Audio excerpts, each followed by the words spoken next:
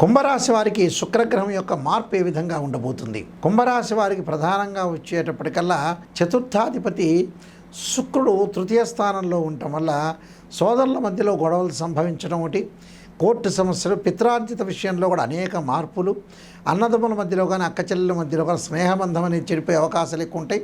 బంధుమిత్రుల మధ్యలో విరోధ భావాలు కలిగే అవకాశాలు ఎక్కువ ఉంటాయి. అలానే బంగారు ఆభరణాలు కొనుగోలు చేయలేకపోవడం, శుభ కార్యక్రమాలు వాయిదాలు పడే అవకాశాలు, కుటుంబ పరంగా కలహాలు జరగటం ఒకటి, బంధుమిత్రులతో విరోధ భావాలు, అలానే బంధుమిత్రులతో విరోధ భావాలతో పాటు ప్రతి పనిలో కూడా అనుకూలంగా లేకపోవడం జరిగే అవకాశాలు ఎక్కువ ఉంటాయి.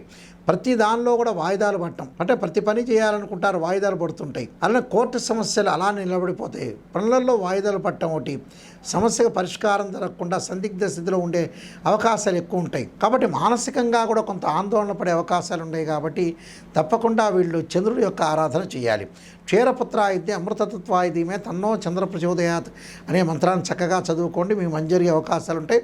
శుక్రవారం రోజున నవగ్రహాల్లో శుక్ర భగవానుడు ఉంటారు. శుక్రుడికి పంచామృతంతో, పండరసంతో, చెరుకు రసంతో కూడా అభిషేకం చేయండి. అభిషేకం చేయడం వల్ల మీకు మంచి జరిగే అవకాశాలు ఖచ్చితంగా ఉంటాయి.